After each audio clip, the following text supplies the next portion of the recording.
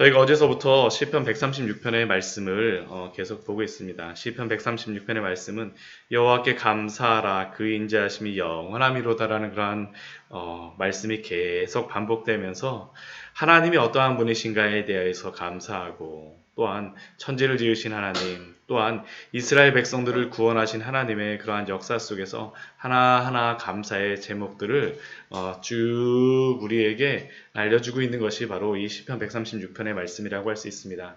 오늘 말씀도 이스라엘 역사 속에서 역사하셨던 그런 하나님의 그러한 인도하심에 대해서 감사하는 것으로서 먼저 시작하고 있죠. 16절 말씀 보면 그의 백성을 인도하여 광야를 통과하게 하신 이에게 감사하라 그 인자하심이 영원함이로다. 40년 동안의 광야 생활을 딱 이 한 줄로서 설명하고 있습니다. 그의 백성을 출애굽해서 나온 후서부터 시작해서 그 가나안 땅에 들어가기 전까지 그 40년간의 그러한 그 이스라엘 백성들을 광야 가운데서 인도하신 이에게 감사하라. 그 인자하심이 영원함이로다. 이 광야라고 하는 곳, 저희가 광야의 샘교회다 보니까 여러 번 말씀을 드렸지만, 제가 광야에 가서 정말 여기가 다니기가 정말 힘든 지역입니다.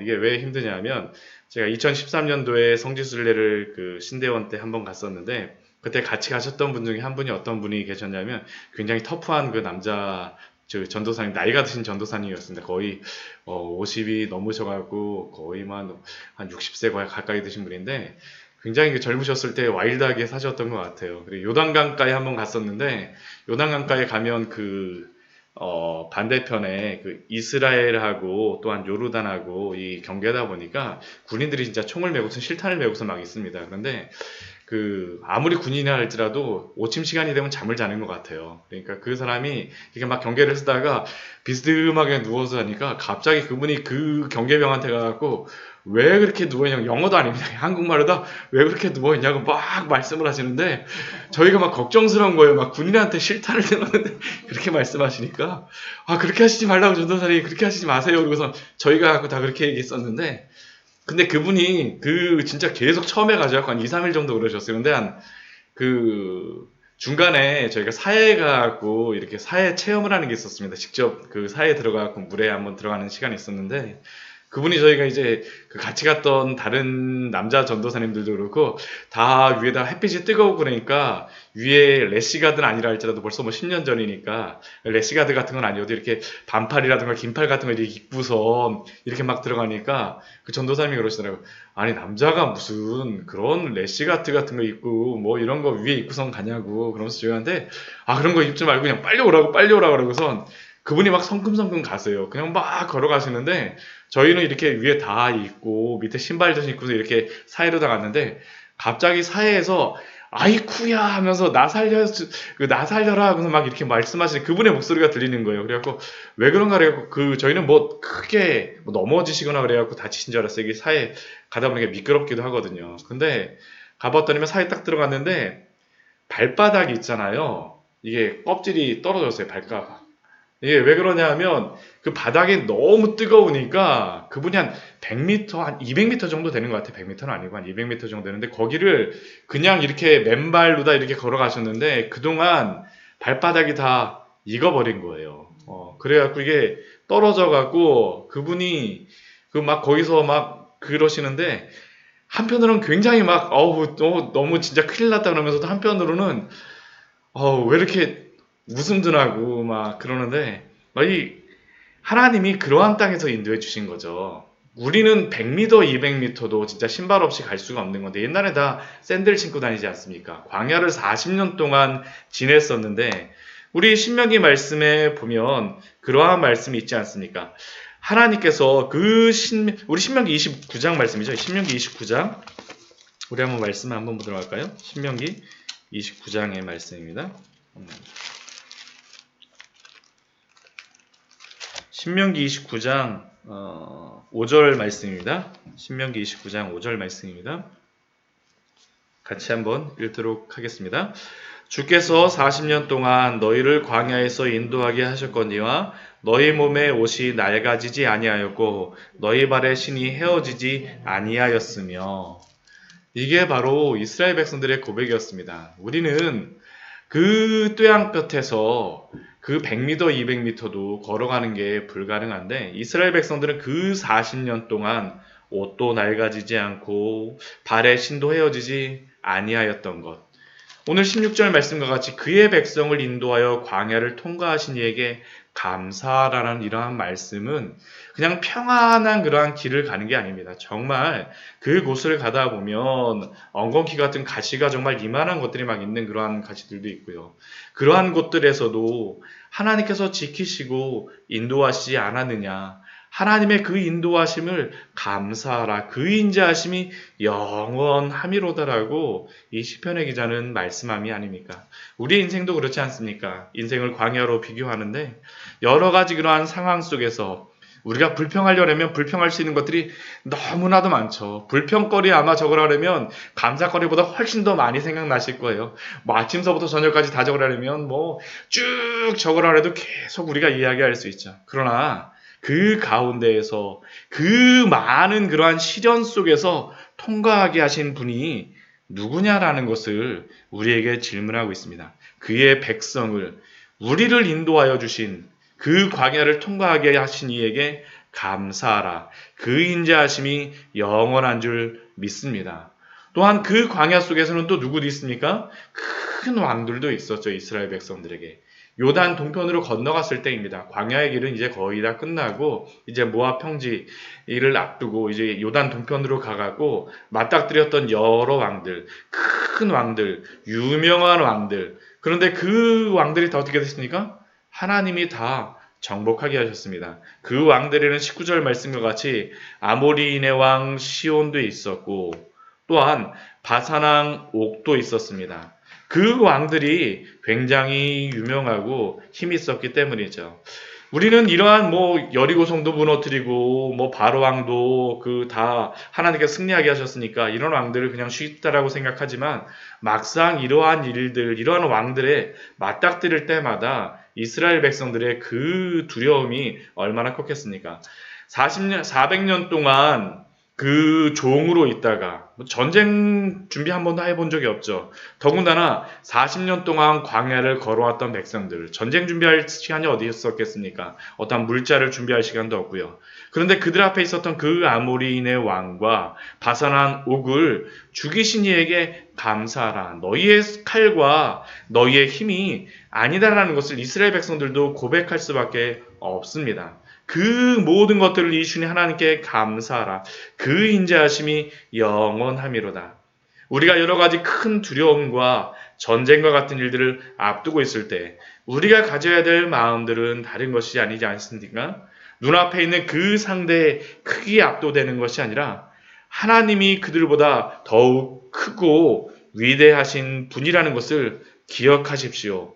아무리 거인이라 할지라도 그들은 하나님 앞에 난장일 수밖에 없습니다.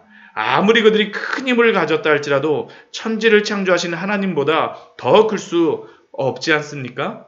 큰 적, 힘 있는 원수가 아니라 하나님을 바라보십시오. 그리고 하나님을 의지하십시오. 그 하나님께 감사하십시오. 그 인자하심이 영원한 줄 믿습니다. 또한 그 하나님께서는 그들을 정복하시고 그들에게 무엇을 주셨습니까? 땅을 기업으로 주셨습니다. 21절 말씀을 보면 그들의 땅을 기업으로 주신 이에게 감사하라.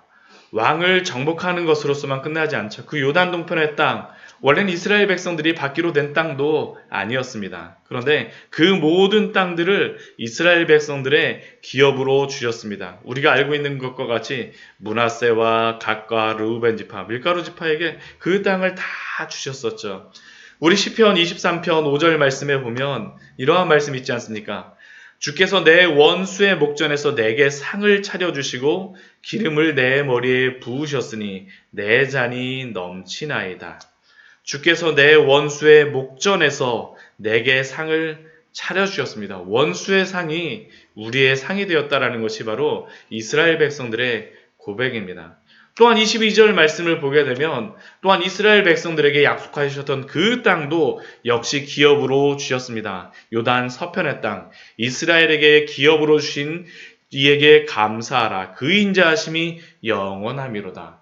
당장 그들이 힘 있는 왕들의 그러한 땅도 얻었었지만 이 땅은 어떠한 땅입니까? 요단 서편의 땅은 아브라함에게 주시리라라고 400년 전에 약속하셨던 그 땅 아닙니까? 400년의 그 시간 하나님이 주시겠다는데 언제 주실 텐데요 했었지만 하나님이 그 시간 동안 그것들을 잊지 않으시고 이스라엘 백성들에게 그 언약대로 주신 땅이 바로 그 이스라엘 땅이었습니다.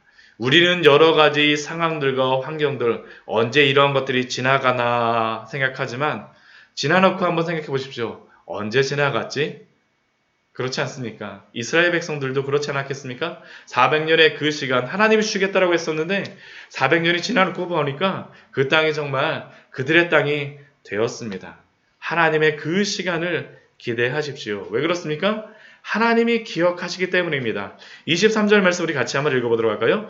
우리를 비천한 가운데에서도 기억해 주신 이에게 감사하라. 그 인자하심이 영원하미로다. 우리가 뭐 어떻게 높다 그래갖고 하나님이 기억해 주는 것이 아니죠. 우리가 무엇인가를 잘 꾸몄다 그래갖고 하나님이 기억하시는 것이 아니라 우리가 비천한 데 있으나 우리가 높은 데 있다 할지라도 기억해 주시는 분은 하나님이십니다. 하나님이 기억하셨기 때문에 사실은 모든 구원들이 있었던 것입니다. 요셉이 그랬었죠. 요셉이 그 받았던 그러한 것이 무엇입니까? 요셉이 하나님 앞에서 그 감옥에 갇혀서 얼마나 그 마음이 힘들고 어려웠습니까? 특히 요셉의 그러한 마음을 알 수 있는 그러한 부분이 저는 이 술 맡은 관원장하고 떡 굽는 관원장의 그러한 것들을 꿈을 해몽해 줄 때입니다. 우리 창세기 40장 말씀을 보게 되면 이러한 말씀이 있습니다. 요셉이 그 술 맡은 관원장에게 그 꿈을 풀이해 주고 나서 굉장히 간절하게 부탁을 합니다. 창세기 40장 40장 앞에 보게 되면 우리 40장 13절 말씀을 보고 40장 13절 14절 말씀 15절 말씀을 같이 한번 읽어보도록 하겠습니다. 같이 한번 읽겠습니다. 지금부터 사흘 안에 바로가 당신의 머리를 을고 당신의 전직을 회복시키시리니 당신이 그 전에 술 맡은 자가 되었을 때 하던 것 같이 바로의 잔을 그의 손에 드리게 되리이다.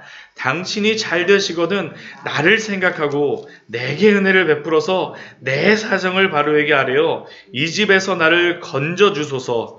나는 히브리 땅에서 끌려온 자요 여기서도 오게 갇힐 일은 행하지 아니하였나이다. 이 14절 말씀 보면 요셉의 그런 마음이 들어가 있지 않습니까? 당신이 잘 되시거든 나를 생각해 주시고 내 사정을 바로에게 은혜를 베풀어서 내 사정을 바로에게 아뢰어서 이 집에서 나를 건져 주소서. 정말로 이 요셉의 그러한 마음이 정말로 잘 드러나 있죠. 당신이 잘 되거든 분명히 이렇게 될 것입니다. 나를 기억해 주십시오. 근데 술 맡은 관원장이 어떻게 했습니까? 잃어버립니다. 40장 23절 말씀을 보면 술 맡은 관원장이 요셉을 기억하지 못하고 그를 잊었더라. 완전히 잊어버렸죠. 그 술 맡은 관원장은 아무리 이렇게 요셉에 있어도 자기가 방면되고 나니까 어떨까요? 누구한테 그거 왕한테 가지고 얘기하기 그렇지 않습니까? 내가 잘 돼도 왕한테 예전에 누가 이거 해줘갖고 저 나오게 됐어 이런 얘기하기 힘들지 않습니까? 그냥 잊어버렸습니다. 뭐 있었던 일 같이. 근데 어떻습니까? 하나님이 기억하셨습니다. 비천한 가운데에서도 기억해 주신 그 하나님을 감사하였는데 하나님이 기억하셨죠. 우리 41장 9절의 말씀에 보면 바로 그 술 맡은 관원장이 이렇게 그 바로왕 앞에서 말합니다. 우리 41장 9절 말씀 같이 한번 읽어보겠습니다. 술 맡은 관원장이 바로에게 말하여 이르되 내가 오늘 내 죄를 기억하나이다. 기억하지 못하였던 사람이 기억하게 되죠. 왜 기억할까요? 하나님이 기억하셨기 때문입니다. 요셉이 그러한 비천한 중에 가운데에서 사람에게 부탁하였을 때는 사람은 잃어버리지만 하나님이 기억해 주시기 때문에 그 모든 환난으로부터 구원하여 준 줄 믿습니다. 우리들도 그렇지 않습니까? 우리를 비천한 가운데에서도 기억하여 주시는 분이 바로 하나님이심을 기억하시기 바랍니다. 하나님이 기억하시지 않는 게 문제가 아니라 사실은 항상 문제는 무엇입니까? 우리가 기억하지 않는다는 것이죠. 하나님이 문제가 아니라 우리가 항상 기억상실증에 걸려서 하나님의 그러한 은혜를 기억하지 못하는 게 문제입니다. 우리를 기억해 주신 이에게 감사하십시오. 그 인자하심이 영원한 줄 믿습니다. 또한 우리를 우리의 대적에게서 건지신 이에게 감사하라. 그 인자하심이 영원함이로다라고 이야기하고 25절 말씀은 모든 육체에게 먹을 것을 주신 이에게 감사하라. 그 인자하심이 영원함이로다라고 우리에게 말합니다. 우리 이 미천한 가운데 대적에게서 건지신 가운데 육체에게 먹을 것을 주신 이에게 감사라는 이 말씀은 이스라엘의 그러한 역사가 아닙니다. 이것은 누구에게 벌어진 일일까요? 나에게 벌어진 일입니다. 지금 이 찬양을 부르고 있는 이 사람들에게 이 사람들이 지금 하고 있는 고백입니다. 근데 이 사람들의 고백 중에 25절은 저는 참 은혜가 되는 것 같아요. 우리는 먹을 것, 매일 일어나는 그러한 일들에 대하여서 감사하지 못하지만 그러나 우리가 지내고 있는 그 삶의 자리에서 하나님이 하나하나 인도하신 것들을 기억하고 감사하라라고 이 시편의 기자는 우리에게 말씀하고 또한 하나님도 우리에게 말씀하여 주는 줄 믿습니다. 우리가 왜 감사를 잃어버립니까? 우리는 어떠한 기적이라든가 큰 일들이 있어야지만 감사한다라고 생각하지만 그렇지 않습니다. 오늘 우리가 이 자리에 이 새벽에 앉아 있을 수 있는 것, 우리가 아침에 맛있는 음식을 먹을 수 있는 것, 점심 걱정하지 않고 점심을 먹을 수 있는 것, 우리가 밤에 가서 잠잘 수 있는 것, 우리의 자녀들, 우리에게 맡겨준 여러 가지 일들도 사실은 얼마나 감사할 것인지 모릅니다. 만약 직장을 잃어보십시오. 직장에 대해서 감사할 게 아무것도 없겠죠. 집이 없으면 집에 막 물이 샌다 그래도 집이 어제 저희 집에 그 여러 가지 것들을 고쳤는데 근데 그 고치는 것도 돈이 많이 들어갔다 그런 생각도 들었지만 집이 없으면 어떻게 됐습니까? 지낼 곳이 없으면 고칠 것도 없게 되겠죠. 하나님이 인도하여 주신 그 모든 것, 모든 육체에게 하루하루 주시는 그 양식의 그러한 하루의 그러한 모든 것들이 우리의 감사의 제목이 되는 줄 믿습니다. 그 모든 것이 하나님이 주신 것입니다. 그래서 26절 말씀은 우리에게 이렇게 말씀합니다. 하늘의 하나님께 감사하라. 그 인자하심이 영원함이로다. 결국 이 말씀은 무엇입니까? 우리가 감사해야 될 제목은 우리의 조건이 아니라 하나님 그분으로 인하여서 그분 자체로 감사라는 것입니다. 오늘 시편 136편 말씀을 보게 되면 1절과 마지막 절이 사실 그 말씀으로 구성이 되어 있습니다. 여호와께 1절 말씀 보면 여호와께 감사하라. 그는 선하시며 그 인자하심이 영원함이로다. 마지막 절도 어떻습니까? 하늘의 하나님께 감사하라. 그 인자하심이 영원함이로다. 조건들이 그 안에 들어있지만 사실은 이 조건들이 감사가 될 수 있는 이유가 무엇입니까? 하나님이 계시기 때문이죠. 하나님 때문에. 이것을 잃어버리게 되면 사실은 모든 조건도 아무 의미가 없습니다. 모든 조건보다 더 크신 분, 그 하나님으로 인하여서 오늘 하루도 감사하며 그 인자하심을 영원히 찬양하시는 우리 귀한 성도님들 또한 우리의 삶이 되어지기를 소원합니다. 같이 기도하도록 하겠습니다.